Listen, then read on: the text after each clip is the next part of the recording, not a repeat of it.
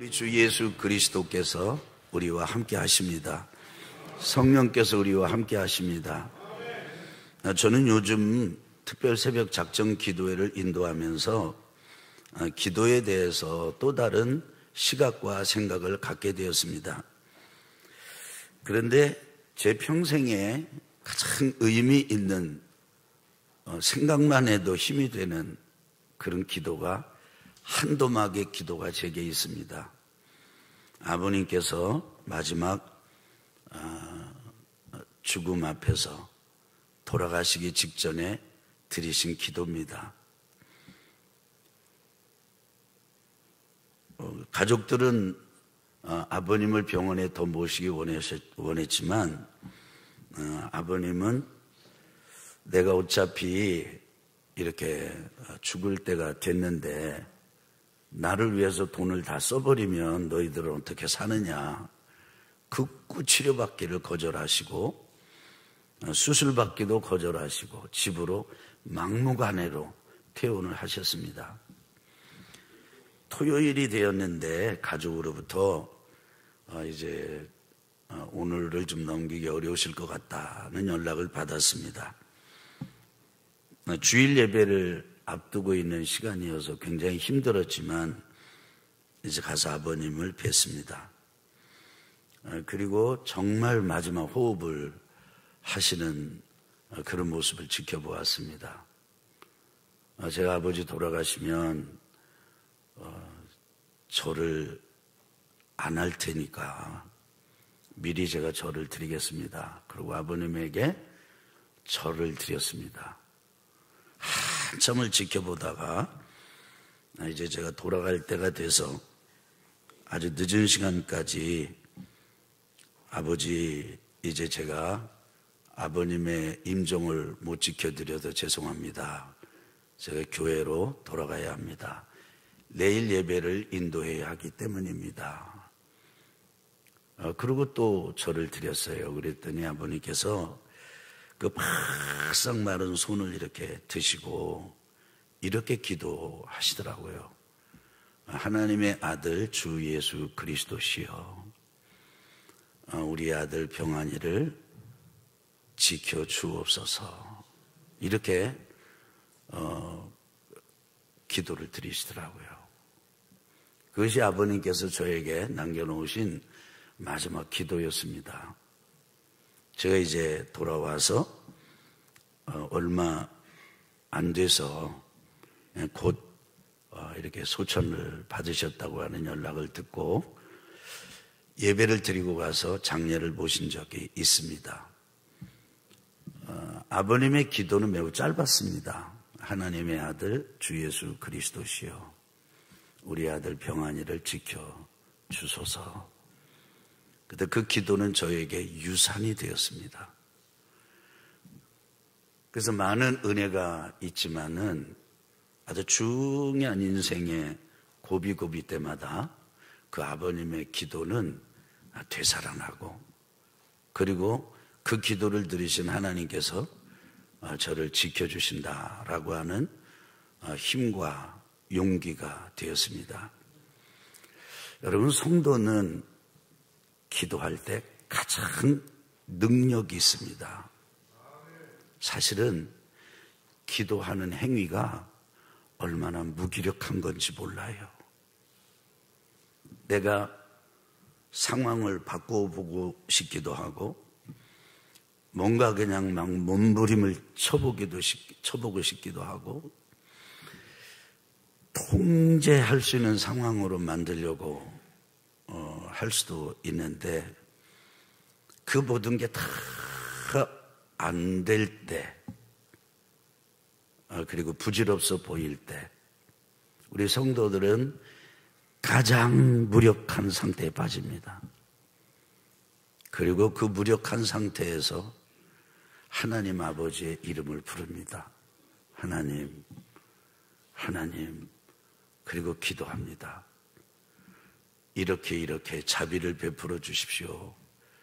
은혜를 구합니다. 가장 무기력한 그 행위가 실제로는 하나님의 보좌를 움직일 때 가장 능력 있는 일이 되는 것이죠. 사랑하는 교우 여러분, 여러분은 이 나라의 시국을 보면서 어떤 생각을 갖습니까? 저는 일종의 두려움을 느끼고, 그리고 이제 이 나라의 운이 다했는가 이런 생각이 들 때가 많습니다. 반만년, 5천년 유구한 역사의 최고의 정점을 지금 우리는 찍고 있습니다. 가장 좋은, 가장 살기 좋은 시대를 우리가 살고 있지요. 어느 제국도 어느 문명도 올라가다가 최고 정점에 이르면 반드시 떨어지고 그리고 무너집니다. 지금 우리나라가 그런 때란 말인가? 그럼 어떻게 해야 되지? 이런저런 여러 가지 생각을 하지만, 그러면서 가장 무력하고 무기력한 기도의 자리로 돌아가곤 합니다. 2024년도를 마감하는 지금 이 시간, 이 시즌, 이 계절에 특별 새벽 작정 기도회를 선포하고 한 해를 마무리하고 또 다른 한 해를 시작하려고 하는 이 일은 실제로 어찌 보면 주목받지 못하는 일이고, 그리고 뭐가 일어나겠나, 이래가지고 뭐가 되겠나 싶은 일이기도 합니다. 그런데 교회는, 성도는 이럴 때 하나님의 은혜를 입어서 일어났습니다. 힘을 얻었습니다. 통찰을 얻고 지혜를 얻고 길을 찾았습니다. 혹시 여러분 인생을 살면서 길을 잃어버린 것 같다라고 하는 느낌을 이렇게 느끼고 있는 분들 있습니까? 그러면 가장 무기력한 것 같은, 그래서 모든 것을 멈추고 그리고 가만히 하나님 아버지의 이름을 불러보십시오. 그리고 그분에게 길을 구하십시오. 가장 무기력한 일 같지만 거기에 길이 있습니다. 거기에 길이 열려요. 거기에 길이 있습니다. 지금은 입을 닫을 때입니다. 누구 탓을 할 때가 아니에요. 그리고 하나님께 입을 열어야 할 때입니다. 지금 우리는 히브리서 말씀을 읽고 있습니다. 한 번 더 강조하지만 예배를 참여하는 이 열정과 열심으로 성경을 읽고 또 읽게 되시기를 바랍니다. 드디어 우리는 13장에 이르렀습니다. 1장부터는 아니더라도 11장부터 보면 이야기의 흐름은 이렇습니다. 히브리서 11장에는 위대한 믿음의 영웅들이 등장합니다. 이들은 실제 이루어진 게 아니라 이루어질 것을 바라보면서 때로는 순교의 길을, 그리고 지난한 고통의 길을, 그리고 고통의 삶을 살았습니다. 11장이 딱 지나고 12장으로 넘어오면서는 마치 성령께서 저에게, 여러분에게 이렇게 말씀하시는 것 같지 않습니까? 그래, 너희들에게는 이런 위대한 믿음의 선조들이 있었다. 믿음의 영웅들이 있었다. 이제 그들의 이야기 말고 너의 이야기를 좀 하자. 너는 어떻게 살아야 되겠느냐? 이제 그들이 삶을 그렇게 살고 갔다면 이제는 내 차례가 아니냐라고 말씀하시는 것 같지 않습니까? 그래서 예수 그리스도를 바라봐라. 마치 달리기 마라토너처럼 수많은 관중들 앞에서 최고의 목표점을 향해서 가장 복장을 단출하게 하고 그리고 그 위기 고비를 넘어서 목표 되시는 예수 그리스도만 바라보고 이제는 살아가야 되지 않겠느냐. 이런 가르침을 히브리서 12장 초반부에 펼쳐주십니다. 마지막 부분에 가면은 이렇게 가르쳐요. 우리가 살고 있는 이 땅은 어떤 땅인지 아느냐? 흔들리는 땅이다. 그런데 우리는 흔들리는 이 땅에만 살고 있는 것이 아니라 흔들리지 않는 영적인 나라, 영원한 나라, 진동하지 않는, 흔들리지 않는 나라, 하나님의 나라를 가는 게 아니라 이 땅에서 산다.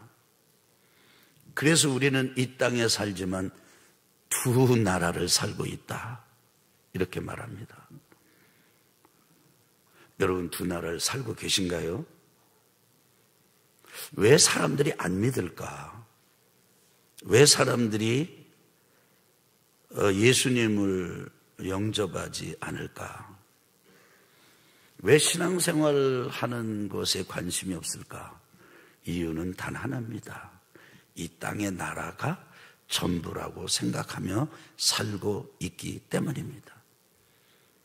근데 이 땅은요, 흔들리는 땅이에요. 뿐만 아니라 장차 사라질 땅입니다. 우리의 몸도 그렇고 우리 이 땅의 모든 존재가 다 그렇습니다. 그런데 이런 흔들리고 사라질 이 땅의 나라만 있는 게 아닙니다. 영적인 나라, 영원한 나라, 흔들리지 않는 나라, 진동하지 않는 나라, 영원히 변함없는 영원한 생명의 나라가 있습니다. 하나님의 나라입니다. 그 하나님의 나라는 죽어서 가는 나라가 아닙니다. 여기에서 가는 나라입니다. 여기서부터 시작하는 나라입니다. 여기서 살아서 하나님의 나라를 모른다면 죽어서도 모를 것입니다. 여기서 경험하지 못한다면 죽어서도 경험하지 못하게 될 것입니다. 사실 제가 드리는 이 짤막한 이 이야기는 굉장히 도전적인 이야기입니다. 도전적인 말이에요. 여기에서 하나님의 나라를 누려라. 예수님께서 어느 날 애가 타서 말씀하셨습니다. 이미 귀신이 쫓겨간다면 하나님의 나라는 이 땅에 너희에게 임한 것 아니냐. 회개하라, 천국에 가까웠느니라. 그렇게 내가 너희들에게 일러주는 그 하나님의 나라가 이미 너희에게 임한 것 아니더냐. 이 땅에 사는 동안에 하나님의 나라를 경험하고 누리도록 우리 주님께서 안타깝게 외치셨습니다. 이 땅에 살면서 이 두 나라를 경험하면서 사는 우리들이 이제는 어떻게 살아야 됩니까? 그것은 하나입니다. 사랑하면서 사는 것입니다. 그래서 13장, 히브리서 13장으로 넘어오면 사랑 이야기가 펼쳐집니다. 특별히 오늘 1절부터 3절을 여러분 한번 이런 배경을 생각하면서 한번 읽어보도록 합시다. 우리 같이 읽어보겠습니다. 자, 시작. 형제 사랑하기를 계속하고 손님 대접하기를 잊지 말라. 이로써 부지 중에 천사들을 대접한 이들이 있었느니라. 너희도 함께 갇힌 것 같이 갇힌 자를 생각하고 너희도 몸을 가졌은 즉 학대받는 자를 생각하라. 아멘. 이 말씀을 통해서 저는 이제 우리 성도가 해야 할 세 가지 사랑이라고 하는 제목으로 은혜를 나누고자 합니다. 첫째는 우리가 교회 안에서 어떻게 해야 되는가? 어디 안에서요? 교회 안에서요. 한번 따라 합시다. 형제 사랑하기를 계속하고. 다시 말하면 형제 사랑하기를 중단하지 마라. 멈추지 마라. 끊어졌다 이어졌다 이렇게 하지 마라. 지속적으로 해라. 끊임없이 해라. 이렇게 가르쳐 줍니다. 여러분과 저는 성장 배경이 다르고 성씨가 다르고 혈액형이 다르고 배움의 배경도 다르고 참 다릅니다. 고향도 다르고 가정 배경도 다르고 성별이 다르고 참 많이 달라요. 그런데 우리가 예수님을 영접하고 하나님을 아버지라고 부르게 되면서 하나님은 여러분과 저를 함께 아들과 딸 삼으셔서 우리는 우리끼리 형제 자매라 이렇게 부릅니다. 세상에서 하지 않는 일이에요. 요걸 흉내내 가지고 공산당들은 동지 이런 말을 쓰기도 합니다. 그런데 동지보다 더 따뜻한 게 뭐냐면 형제 자매예요. 근데 오늘 히브리서 저자는 당시 아주 혹독한 핍박과 그리고 박해를 겪고 있는 유대 그리스도인들에게 아무리 어려운 일이 있더라도 너희는 형제 자매 사랑하기를, 너희 교회 안에서 형제 사랑하기를 계속해라. 이 계속하라라고 하는 이 어감의 의미의 전제가 뭐죠? 계속하기 어려운 상황이 계속 펼쳐지는 거죠.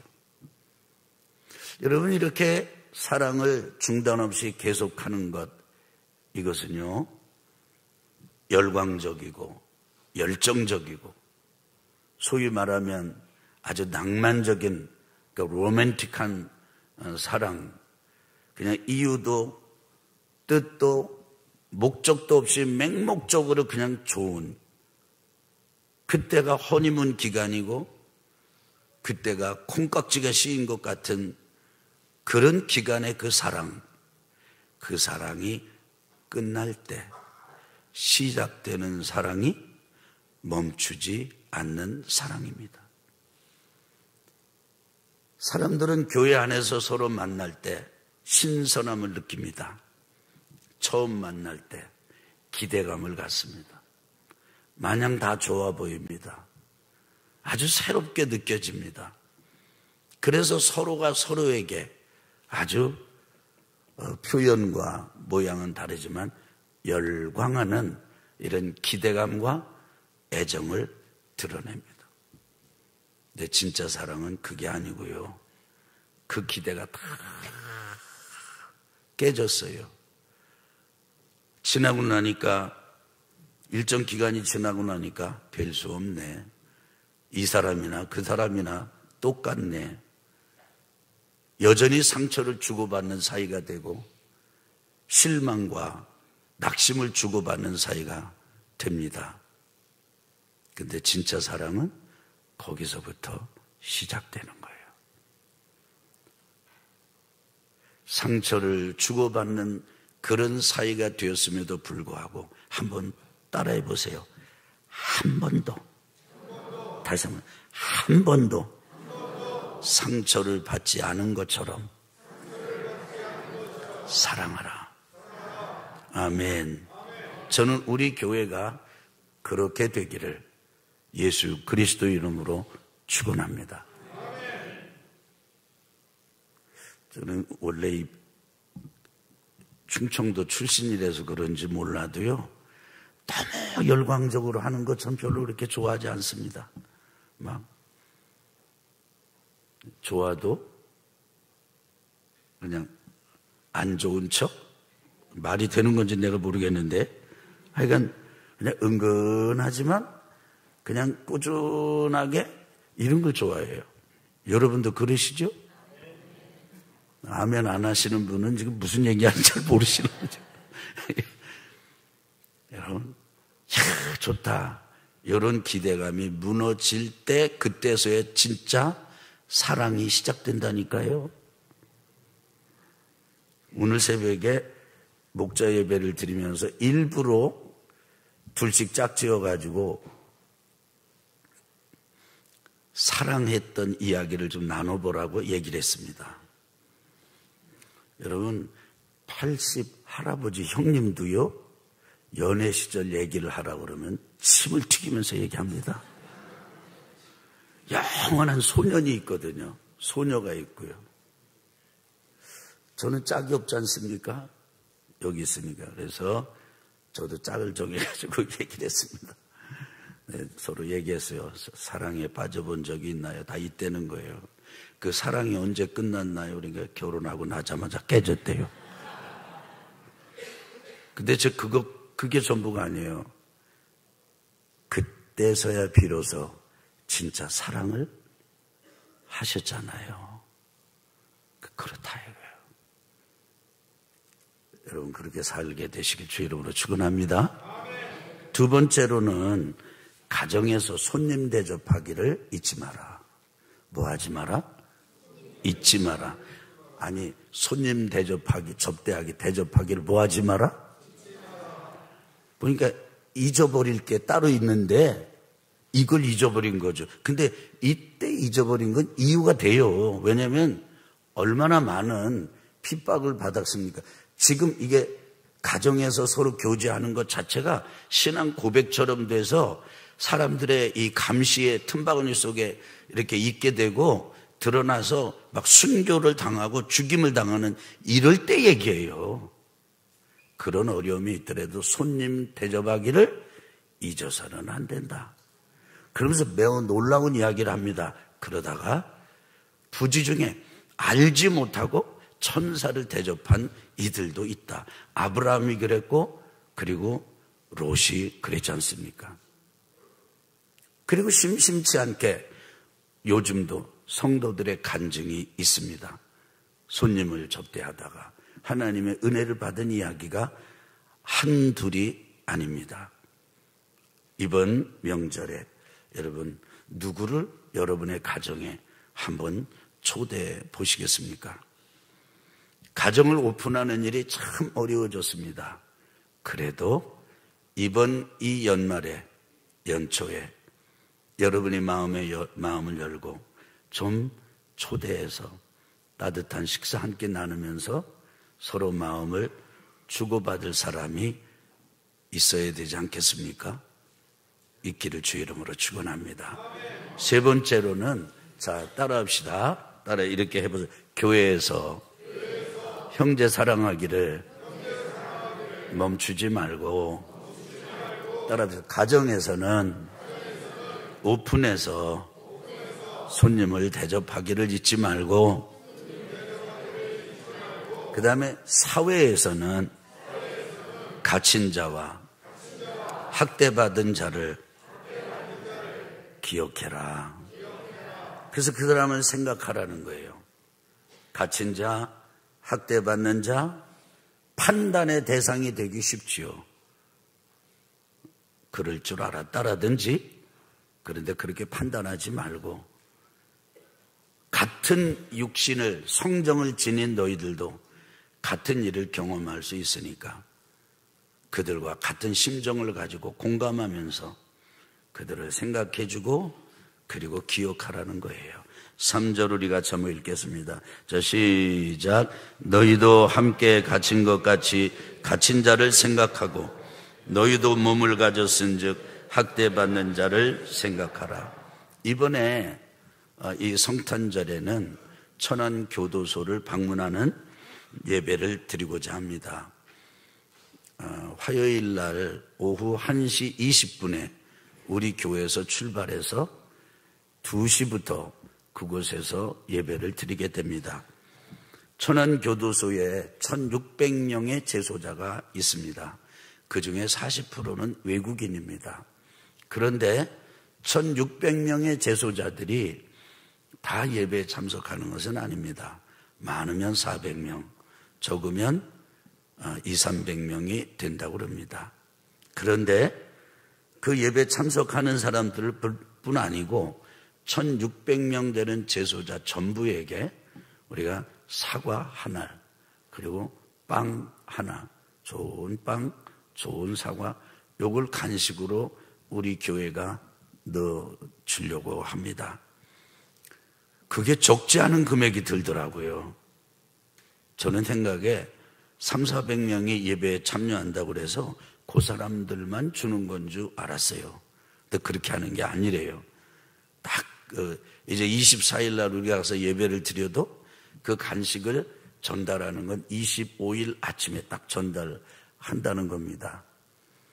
그래서 천안교도소 이 성탄 예배가 너무 생소해서 지난 수요일 저녁에는 우리 교도소 선교를 하고 있는 목사님을 초빙해서 이 교도소 선교 현황에 대한 이 보고와 소개를 받았습니다. 목사님이 안 오셨더라면 낭만을 가지고 갔을 텐데 목사님의 이 얘기를 듣다 보니까 제 속에는 으스스한 느낌이 계속 들기 시작했습니다. 그래가지고 이게 처음이에요. 이거를 차라리 모르고 갔으면 더 편하게 갈 수 있었겠다. 갈 수 있겠다. 이런 마음이 들더라고요. 그러나 어쨌든 우리 성도님들 중에서 지금 20여 명 되는 분들이 자원해서 지금 준비하고 있습니다. 특별 찬양도 해야 되고요. 가서 이렇게 하는데 혹시 여러분 중에 관심 있는 분들 계시면은 우리 스태프들에게 말씀해 주시거나 우리 김우종 목사님에게 말씀해 주시기 바랍니다. 주민등록번호를 미리 알려줘야 되고요. 미리 그걸 다 이렇게 해야 됩니다. 이런 교도소 방문 예배만 해당되는 것은 아닙니다. 우리 교회에서 신앙생활 하시던 우리 권사님들, 이제는 때로는 치매를 앓기도 하고 몸이 약해지셔서 요양원에 계신 분들도 있습니다. 그분들을 찾아보는 것도 귀한 일이고, 병원에 입원한 분들을 그저 방문하는 게 병원의 규칙상 어긋난다면 쪽지라도 문자라도 전화라도 하는 것이 귀한 일이 되겠지요. 사랑하는 교우 여러분, 이번 성탄절에는 우리 교회 안에 혹시 소외되고, 참 그렇습니다. 애를 많이 써도요, 살펴보고 도우려고 그렇게 애를 써도 그래도 이렇게 벗어난 이 사각지대에 있고 소외된 이들이 있을 수가 있습니다. 함께 찾아봐 주지 않으시겠습니까? 뿐만 아니라 우리가 함께 다른 교우들로부터 받은 사랑에 대해서 충분한 감사 표시를 못했다면 이번 이 연말에 좀 나눠보시는 건 어떻습니까? 가족들끼리는 또 어떻고, 특별히 갇힌 자들을 돌아보는 일에도 여러분께서 마음을 쏟아주시기를 바랍니다. 하실 수 있겠지요? 하실 수 있겠지요? 예, 한번 해보십시다.